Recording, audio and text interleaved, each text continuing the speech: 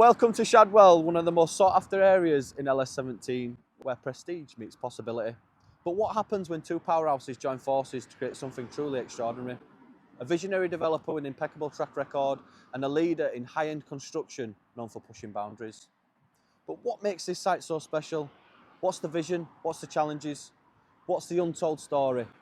Join us as we go behind the scenes to uncover it all. This is the future of luxury living in LS17.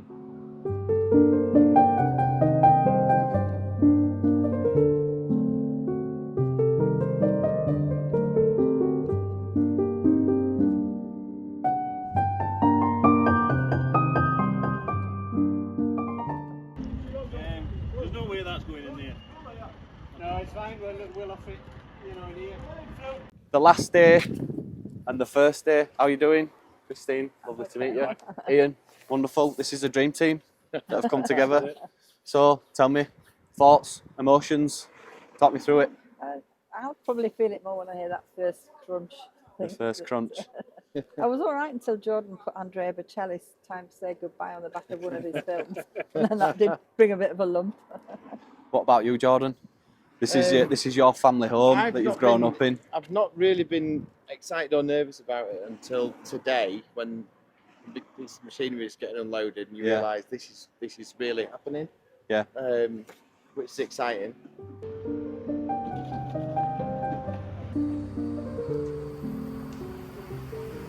Ian, obviously, this is your baby that you've inherited from Christine.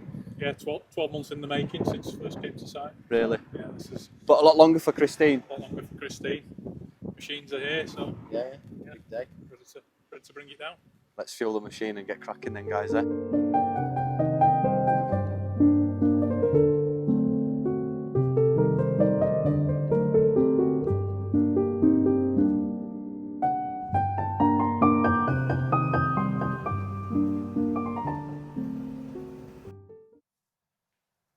Christine Yorath, how are you doing?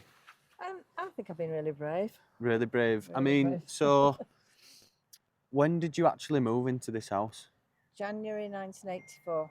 And when you first moved in, did you ever think that you'd be at this point knocking it down? No, never. No. I did think it was my forever home. By then I'd had a dozen houses in as many years of marriage.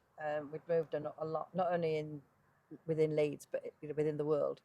And when we came here, I remember saying to Terry, because he was still travelling with his career and stuff, and I said, you can work wherever you want, but I'm here and I'm staying here. And that kept to it. He took other jobs here and abroad, like Lebanon and stuff, but I used to go there, but I just fell in love with this house. So tell me about these houses that you've lived in all over the world.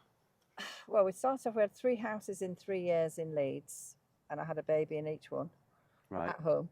And then we moved to Coventry, and we couldn't find a house it was dear. Coventry's not great, but it was more expensive than Leeds, which kind of quite surprised us. And first we couldn't find a house we wanted, and Jimmy Hill was our chairman at Coventry, and he'd split up with his wife, so we rented the house he'd had, and it was on one of the 2 decent roads in Coventry. And then house prices were going up, and the money I knew we'd got to buy a house with was getting less and less valuable to. Yeah. So we asked the club would they sell us the house we were renting. So we actually bought the house in Coventry, and it had a bungalow in the garden, and it was nice. I had 3 kids there. And then while we were there, Terry went to play for Spurs. So we had a clubhouse in London, so we kind of were up and down all the time. It was only an hour on the train to London. And then after that, Vancouver, which was just half my heart still in Vancouver. Got to tell Really? you. Yeah. What made Vancouver so special? Oh, it's just the lifestyle, the people, the homes, maybe the fact they're so far away from the central government, they don't give a damn. Do you know what I mean? It's just the most wonderful place to live. One of my clients is going on Friday for 2 weeks, and I left him this morning. I said, "You are so lucky." He said, "You really sold me the dream." I mean, I've been back a couple of times since we left. And I've never met anybody who's been to Vancouver and not loved it. Really? It's just a wonderful place. I did an interior design course there because I didn't have a work permit, so I couldn't work. But I also got introduced to a skincare range, which is my skincare company, so I brought that back. So I did kind of initiate work, if you know what I mean, while I was there. but just had a great lifestyle. The kids went to school there. They finished school quite early to give parents a chance to do all the extracurricular things. So 2:30, you're picking your kids up from school and they're going skating or tennis or sailing, or Yeah. you're on the beach. We used to go to have breakfast on the beach, to go to a McDonald's and go buy hash browns and go sit on the beach and have breakfast and things. It's just a lovely lifestyle there. So, by the sounds of it, you've kind of done bits and bats of everything. So, where did your passion for property actually come from? We bought our first house when we were getting married. We got a house. I was only 20 when I got married, and I had a 5-bedroom detached house in Adel, and I thought that'd be it forever. I thought at 20, well, 19 when I was buying it, we were buying it. I knew that was kind of like a really big thing to have at 19, a brand new build. And it was on a small development, but I used to go on my way home from Harrogate in work nearly every day to the site to see it coming out the ground. I got to know the site foreman and everybody. And they had a set specification, but I kind of sweet talked the guys around to do something different. Nobody else seemed to do that. And I remember saying, I want my bathroom walls painted dark brown, and I want these yellow and white tiles. I mean, everybody had the same tile. It was like a bird on it, like a vein tile. Yeah. And he went, dark brown. I said, yeah, and I'm having a white shaggy pile carpet, because we used to put carpets in bathrooms. And this, I can't remember his name, but he used to, then when it was done, they'd always go, that looks nice, Yeah. So I just was kind of excited from the soon as I got my own home. I mean, I'd always buy House and Garden before I'd buy Vogue, even when I was like 19. I've got every House and Garden from the early 70s and every Architectural Digest from the early 70s. I've got 2 massive collections. So that was always more my passion than fashion. Just always was. And even though I went to college, I did beauty therapy. I had the first beauty salon in Yorkshire. It was homes and houses, and where I lived was that, and how it looked was always very, very important. Yeah. I spend a lot of time talking to my clients about their lifestyle before I start a house for them, because I want to know if they've got children, if they've got pets, do they have a home abroad, do they travel a lot, how they live, do they entertain, do they have people staying? Then you've of really good blueprint for how to do the home. You can't. So you like that personal touch with the client from the outset. Absolutely. To kind of like set the scene for them. Yeah. Which was what the last couple of developments I've worked on of apartments. That's what I've done with each buyer, just face to face, spend hours with them, getting all the details they want. So each apartment becomes bespoke, and that's exactly what we'll do here. Yeah. So anybody who was buying early enough will have a totally bespoke apartment in terms of all their finishes, their colours.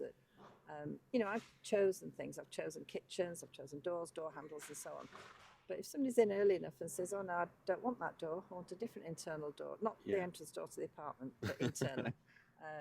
Or I don't want chrome door handles, I want brass ones or brushed steel, or we can do it. Yeah. And that's how we make each one so individual. You don't want to go next door to have a coffee with your neighbour and think you're still in your own flat. Yeah, definitely. So you've spent a lifetime of doing property development, and this is your first venture with Torsion Homes. Yeah. So what defined Torsion Homes and made them the right candidate to GAV on this venture I with you? met Dan Spencer, the CEO of the whole group, a few years ago, and it was my son introduced me to him, and he said, I think you'd get on with Dan, and we arranged to have a coffee here. And when you've got in your diary like half an hour coffee or something, and then 3 hours later he's still talking property, just gelled with him. And at the time I was already working on the design for this, and it is a few years ago. And he said, I'd love to do something like that, but it doesn't fit our model. They build big tall buildings where each floor replicates the floor below, so there's no kind of bespoke feeling to it. And care homes, which again are replicate, all the rooms are the same in a care home. He said, it just don't fit our model. And then I met him again another time, I saw him out 1 or 2 times at things. And then fast forward, I've got to the point where I'm ready to do this. I've got my planning, was going for funding, and was assured that the funding would be granted. And I was going to go with some management construction company. And then the bank who are funding this scheme now, got in touch with me, so we don't feel they're going to be able to deliver this for you. And I was absolutely deflated. And I rang or texted Dan Spencer and I said, have you got time to talk? And he said, yeah, I'll ring you at 1:30, which he did. And he said, you on site, are you building any this, any that? I said, no. I said, at this stage, send me all your stuff over. So I did. And a few hours later he rang me and said, would you do a JV with us? And I said, but you've already told me it doesn't fit your model. Oh, he said, well, we started Torsion Homes 6 months ago. I brought Ian Worthington back as MD, who used to work with Torsion. He's built big stuff before. And the model is that we're building 5 to 10 units, houses or apartments, different locations, aspirational living. He said, we'll bring a lot to the party and we want to learn from you. And that's how it began. And it's, you know, we've just progressed that way.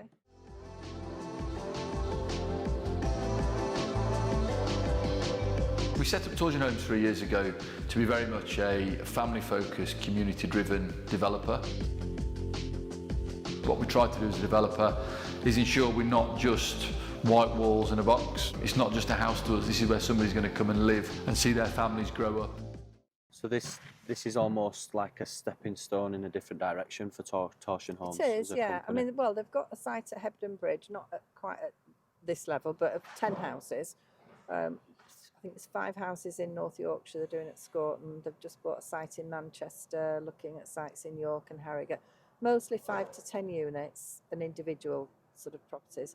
So this will be their best and the biggest within Torsion Homes in terms of value, specification, location, everything, yeah. Yeah. So you bought this house in 1984. 1984. So you've kind of gone through these 4 decades of growing this career. You've got to this point. You've gone through 3 years of planning applications and drawings and meetings with banks. It's now the first day of the future. What feelings and thoughts have you got? Emotions? I actually don't feel as sad as I thought I would do. I think I've seen this kind of being dismantled slowly over the last few weeks. And I do tend to look forward rather than backward. Yeah. And I am, you know, a more optimistic person. And I used to say to my staff when I had the big office here for flats in Leeds, they go, oh, Christine, I've got a problem. I go, no, you haven't, you've got a situation. So that's how I kind of try to look at things. Yeah. You know, we've jumped through hoops like you wouldn't believe to get to this stage. And there'll be more. There will be more, I know there will. But between us, we've got different skill sets, but I get on really well with Ian Worthington. So, you know, I totally respect his knowledge, his construction knowledge and everything like that. But I know what I bring as well to the party, which, you know, so it's a really good kind of jigsaw. I find it extremely fascinating just how much history is tangled up in these walls and how brave Christine is for doing what she's doing. Now, this has been an iconic landmark in the Leeds area for such a long period of time, and a lot of people are sad to see it go, especially her son Jordan, who grew up in the family home and where he learnt his trade as an estate agent working alongside his mum. Now, what I'm curious to know is what Jordan thinks of the new scheme compared to his beloved family home. It's a bloody big makeup. So staircase there, what's that up there? So that staircase went up to a boardroom. But equally the way Is we that the only designed, entrance to the boardroom? yeah. So what you could do is, if over time, because obviously the business moved out of here in 2012 to fight the calls. Yeah. So I was like, why don't we convert it? If you don't need a home office, mum, I'll have it as my driveway in. Do you know what I mean? Imagine it 2024 or whatever, since I pulling the bird up. So the thing being like, oh yeah, it's my gaff this. You know what I mean? Just coming through my porch. Yeah. And then I was going to make that my bedroom upstairs. I think I was going to change the toilet into a bathroom area. And then keep the kitchen as my own little bit. And how old are you at this point? Mid-20s. But it didn't happen. Full of yourself. Yeah. And talk us through, I want to hear some deep dark secrets. Deep dark secrets? Yeah, give us some juice. Juice a little morsel. I mean, I could tell you so many different things. Yeah. Big family parties where we've had I think it was mum's 50th. We had a big marquee in the garden where we're stood now. Yeah. All the various extensions that got added on over the years. There's been quite a few. Well, that was probably when I was about originally probably about 5 or 6. Yeah. But then it had a new lease of life into a games room when I was maybe 18, 19. Yeah. So you've kind of lived through the evolution of Yeah. this. And so then, obviously and the office block, the garden room, the ensuite that got added there. You know, my bedroom was on that side. You know, well, so- I mean that were what's east wing on it? That were your side of the Yeah. whole So I had my side, own staircase into a staircase. bedroom, and do you know what? Like, I didn't realise how lucky I was because I went to state school. I went to private school. I've got brought up really, really normal. Yeah, yeah. But I just happened to be that kid whose dad was a famous footballer. My sister eventually became famous. My mum's her own namesake. Yeah. And obviously I came up in that family. And there were times when we'd have this big house, but, you know, like, sounds like really old poor me, but there were times when it was, you know, I told the story some of the week. I said, you know, there was times when Mum had remember the blue and white range at Tesco's? Remember that? The value range. Yeah. And it'd be like, you'd open the fridge and it would be blue and white, and the car got repossessed. And there were hard times. People don't see that. They don't see that, they just see the big house. Yeah, yeah. And I grew up, you know, my bedroom on the other side is the ring road, so people would drive by and I'd wake up, I used to sleep with the curtains open, the window open. Yeah. But I'd look out in the morning and there'd be cars driving by going like this, and they weren't pointing at the house because of necessarily its special architecture. Yeah. That's Terry Yorath's house. Yeah, yeah. So I grew up in that house, and then obviously as I got older, loads of great memories with friends playing out here, football in the garden. Used to call it top bins, used to come and just have a kick about every night. Like, as soon as the sun came up on the ground, got a bit drier, we'd be out here, boots on, full nets, 10 balls out. Yeah. It was amazing.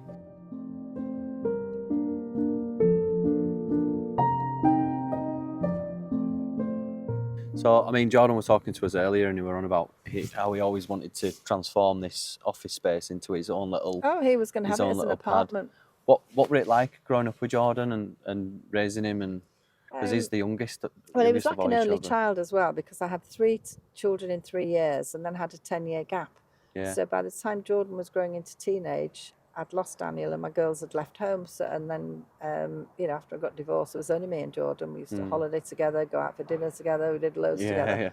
Yeah. We had all sorts of, like, you know, little kind of codes of things that we had. And, you know, if he was out late at night, I didn't put a curfew on him, but he had to answer me if I texted him, "Are you okay?" Yeah. Even if I only got a kiss back, I had to have something back. Yeah. But, you know, he had a lot of freedom and a lot of flexibility.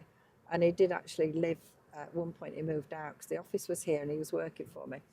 And he moved into a property in Scarcroft that I owned with 2 friends.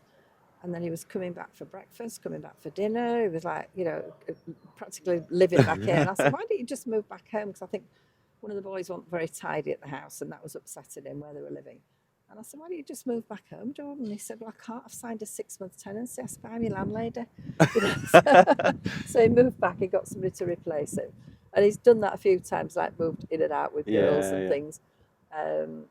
But, you know, we got on really well and we worked in the business together. And even when he was little, I dragged him all over when I was first, like, renovating back-to-back houses. Yeah. You know, I didn't send him to nursery school, so he'd go with me to where I was buying tiles or wallpaper or whatever. Used to make him carry it so that he didn't run away from me. So, you know, I said, Mum, he'll carry 10 rolls of wallpaper, you carry these 2. So he'd struggle to run away from me because he struggled to carry the thing as a toddler. Because when people have said to him, when did you start in property? He goes, I'm about 3. You know? Yeah, he was saying to us before how it started all at Almarad's picking tiles. That's right, up with picking Mum tiles. You carry 6 tiles for Mummy, we'll carry this box, you know, weigh the Volvo down. Yeah. But no, we've just, you know, I think we've both always had a passion in property. I mean, he's passionate about sport as well, which is, all my kids have been really sporting. Yeah. But Jordan, it's not a surprise where Jordan is with his life and career. That.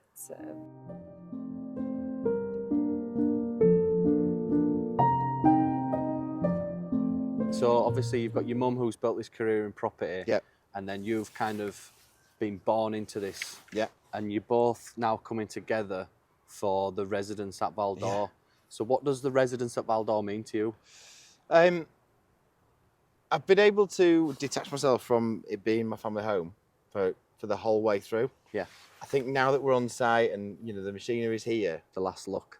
Yeah, to me it becomes a bit more now. Yeah. So I really believe in the product. I really believe in my mum. I've always believed in her ability to because of her attention to detail. Yeah. I'm really happy that Torsion are the joint venture partner on this because they're a big, established, secure partner in the construction.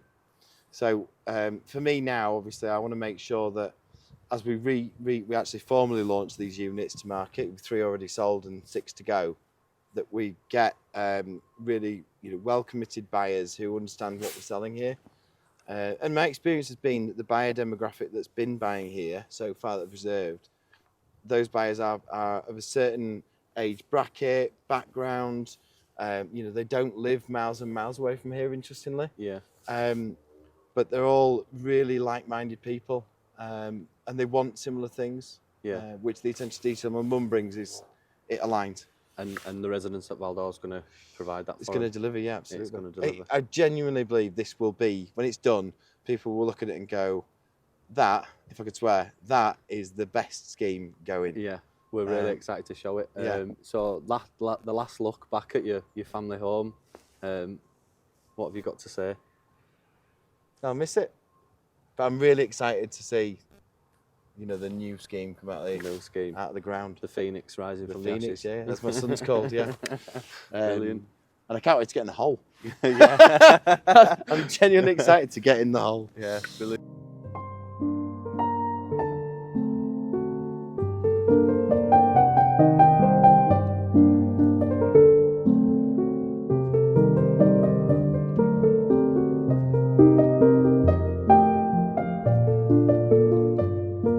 What's it like for you to see him actually chasing that passion in property with you, being so passionate yourself? I'm really pleased to see it and see how well they're doing, but also that he's doing it on his own. He's doing his own thing, because he did work for me at Flats in Leeds, and you know, it was a time when rentals were doing well and there was no development. And you know, he said, "I really want to be a developer," and I said, "Well, and so do I."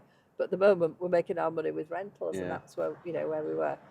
But then, because he kind of started his own business when he had UK City Residential, and now with Monroe, it is his baby. You know, him and Leanna have built really it. tell. It's their thing. I've not had anything to do with setting it up or anything. You know, so I'm really proud that he's found the strand that he likes, and he did always want to go for that level of marketing. You know, to do the. He researched it a lot. He would have loved Vancouver, because what Jordan's doing was similar to what was happening years ago, decades ago in Vancouver, how they marketed properties there. And he's just taken it to a different level to what we had in Leeds. I mean, I think the estate agents in Leeds, we'd got where, call it lazy or whatever, but like door openers, I call it, people who just open a door and show you. But Jordan's about setting the scene. The whole thing is a different way of marketing. And I know, they say, what is it, imitation is the sincerest form of flattery, and I know people have tried to copy him, and some of the videos I see make me cringe. But I'm glad that he's the best one. Yeah. After speaking with Christine and Jordan, one thing was clear to me. This wasn't just an old house to them. VAL D'OR was their family home, built on years of memories, hard work and love, and now it was time to say goodbye. Over the next few days, the demolition team got to work taking it down piece by piece. As dust filled the air, bricks fell, and with every thud, it felt like the end of an era. We stood watching and waiting, knowing that from the rubble something new, something special, was about to rise. So today is an extremely exciting day, because it's the final day of what VAL D'OR once was, as we see the last piece of the old structure get demolished. So we're going to catch up with everyone on site and see how they've been getting on this week.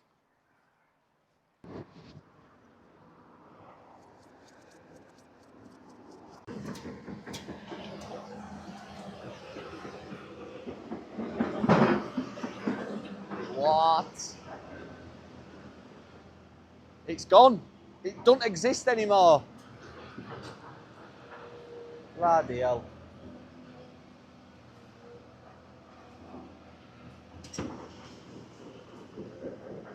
Love it. Action, progress, movement. Love it. So as you can see, the power boxes have arrived, which means that we're almost ready for a pot of tea. Sam's promised me to put the kettle on, which I'm looking forward to. And I'm just now seeing through that window that there is a kettle, and he's not made me a brew yet.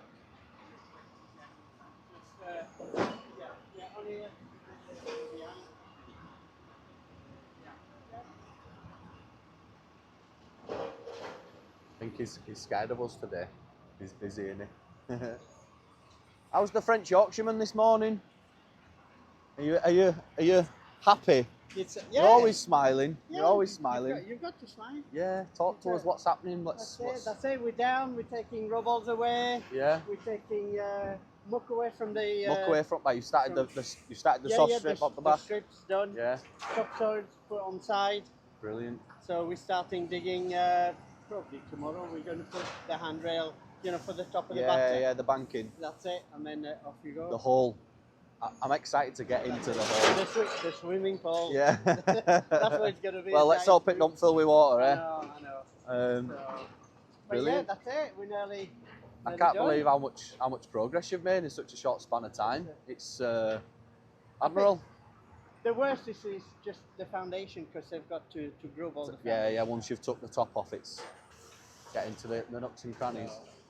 But it's like today we've got them coming in, we've got Oh, you're looking very glamorous today. Glamorous. Yeah, very glamorous. How are you doing? Cold out this coast. This is lovely. Glamorous. Tea station, most important part of a site. Is it? Yeah. Same downstairs as well. Is it? Yeah. Well, how does it feel like now? Are you over the emotions of the site yet? Yeah, I get them in every day. It's going to be different, isn't it? I Yeah. suppose, really. It's just that feeling of no turning back anyway. Isn't Well, it? yeah, I it's- mean, there wasn't a point where I wanted to turn back. And I even said to myself once, if you won the lottery, would you do a complete makeover on the house and stay? And when I really thought about it, I thought, no, I still want to do what I'm doing. Yeah, So I think. that was like the measure for me, do you know what I mean? That I Yeah. thought, you know, if somebody said to me, right, here's £1 million spend on your house and do it up, Yeah. I don't think that's what I think I'd had the best days with it. I'd done all sorts of Yeah, things yeah. beautiful, but I didn't want to redo anything. I wanted to start Fresh again. start, new beginning. I think once it's all done and you can sit on your veranda and look at the view that you've always seen, I think it'll still Well, feel even like this cabin home. here, it's got the view here. Yeah. You know, the office bit of the cabin. A house that was once filled with love, laughter and a lifetime of memories, but now it's gone, flattened by excavators, reduced to rubble, the end of an era. But every ending makes way for a new beginning, and from this ground something special will rise, a new legacy built on the foundation of the past, ready to welcome the future. So today is an exciting day because we're going down to see the puppet master himself, that is Ian Worthington. Now, Ian Worthington's the managing director of Torsion Homes and he's responsible for pulling all the strings behind the scenes. Now, Christine speaks very highly of Ian and of his knowledge within the construction industry. But what I'm curious to know is just how excited Ian is about this particular scheme and what it means for Torsion Homes as a company.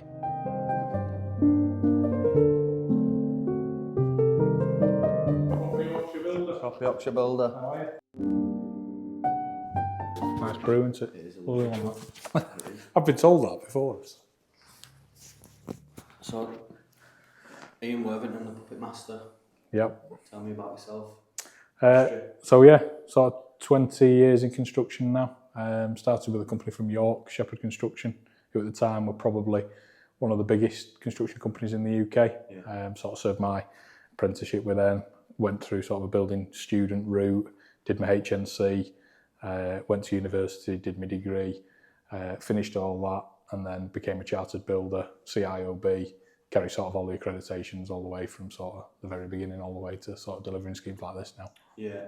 So you've worked for Torsion Group in the past, haven't you? And Torsion Homes is it's not a change in direction. It's a sister company, and it's like a stepping stone towards bigger and better things. Or how would you describe Torsion Homes within the Torsion Group? Yeah, so I first worked for Torsion in 2015. I joke about it often with Dan, who's the owner of the whole of Torsion, that he paid a transfer fee for me in 2015 kind of thing. And it is still a bit of a standing joke to this day. So yeah, Torsion as a whole group were really in their sort of infancy at that time. Yeah.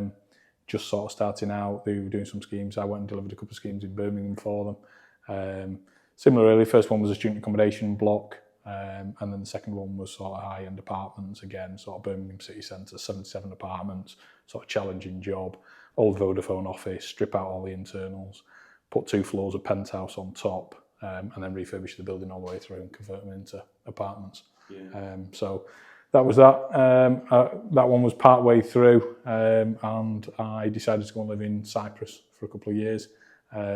Carillion had gone bust at the time. I had a lot of sort of major project experience and that kind of stuff. Carillion had gone bust. There was another big contractor that were the M&E contractor on the site, and they were asked to step in by the DIO to be principal contractor on the whole scheme. So I went over there, headed up the commercials on the construction side of things. We built that one out. It was British Air Base facility for the British government. It was British land within Cyprus, Republic of Cyprus, our British bases. Built that for a few years. Got bored of sort of living abroad. It was good, but it did become a little bit boring. Came back to the UK at about the end of 2020, I think it was. So the residences at VAL D'OR, is that the first kind of big re-entry for Torsion Homes? Yeah, so it's probably, this is the sort of the biggest one, certainly since I've been back, certainly in terms of its value. So we've gone on a growth of sort of 4 million GDV scheme, 2.6 million GDV scheme. VAL D'OR now is probably going to be up and around 12 million. We're 2 weeks in, you already made headway into the basement excavations. What are you most excited about with the residences at VAL D'OR? I think probably as it starts to come out of the ground, I think it's always sort of a breaking point in any sort of scheme really that you think, that is a real turning point, that we've gone from, plans on things. You've gone through the whole planning process, the whole duration, closing the funding, closing the money, the legals, everything. Foundations in the ground. There's not really much sexy about foundations in the ground, but as you start to come out of the ground and you start to see your superstructure going up, seeing your windows form, seeing the actual building sort of rising out of the ground, you do actually start to appreciate the scale of the building, the sort of and what this is going to be. So yeah, that's certainly. So we've got at the moment, we're looking like the basement will be finished for around the beginning of August. So we'll probably be starting. There's a little bit of a drainage run on after that for a few weeks, but then after that we'll then be into superstructure. The block work will be starting. The precast planks will be landing, and we'll start. So you've got a track record for delivering on time for Torsion. Yeah, I think that's probably why I was invited back, to be honest. So what you're looking forward to seeing come out of ground? It's always nice when a project's out of ground, because that's when you can really start budgeting and nailing down on time. What are you least looking forward to? I don't think there's anything really. I mean, I generally enjoy the whole sort of process, really, all the way from the beginning, funding and everything, all the way through to sort of handover, seeing the finishes as we start to put the finishes in, kind of thing.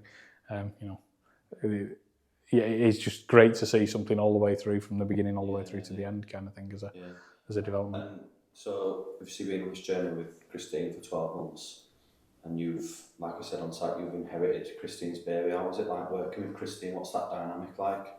Yeah, no, it's been good. Obviously, Christine's got various ideas in terms of the design and where that wants to go. Obviously, with my sort of background of delivery and obviously sort of real strong commercial focus, sort of holding the reins back on certain things and just making sure that we are delivering to budget. We are sort of hitting what we need to hit in terms of the profitability of the scheme, really, which is important to all of us. Yeah.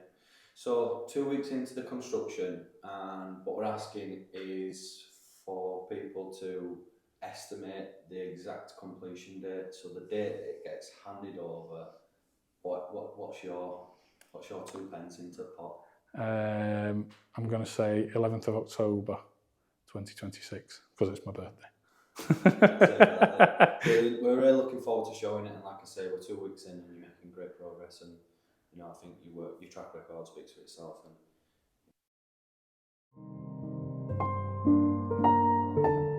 Wow, so a really interesting insight into Ian Worthington as an individual and how he actually came to be the head of Torsion Homes. Really excited to see how this one pans out, and we're going to go to site now to see how the boys have been getting on now that we're 2 weeks into the build and the excavations have started on the basement.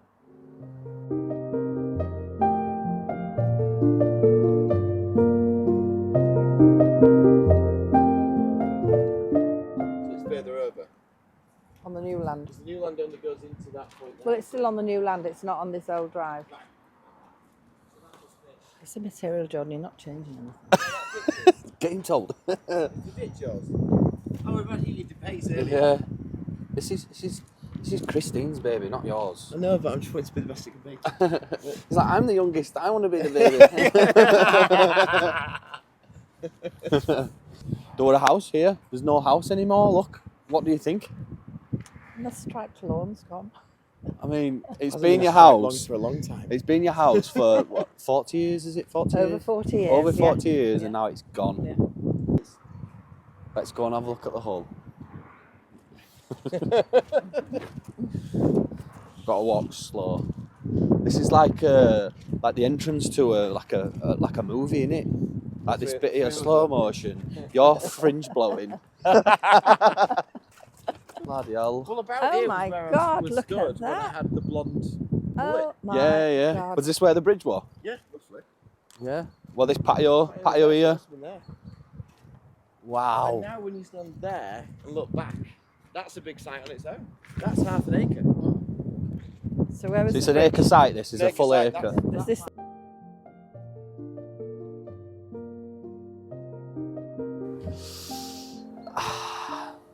No more top bins. No more top bins. But the building moves back, doesn't it? The new building's further back from the In the road than the basement. old building. It's just longer, isn't it? Yeah, it's No, I think the building line is it's back. slightly set further back than it was, but the back of the building isn't as far back as the basement. No, but the front of the building, front line, Mm-hmm. is further back from the road than the old front of the building, isn't it? A little bit, yeah. How long have this been in plan? I feel like you two are just discovering these No, like I've build done lines it, now. You know it's real, and you're like, Yeah. So 97 loads in, 403 left to go. We estimate 500 loads out of this hole. Now you're really starting to understand the size and scale of this project. That's a 4 metre deep hole. Join us on the next one where I'll be taking you through the inner mechanics to understand how this building is going to be constructed, starting with the basement, the most important part. Once again, thank you very much for watching, and we'll see you on the next one. Bye for now.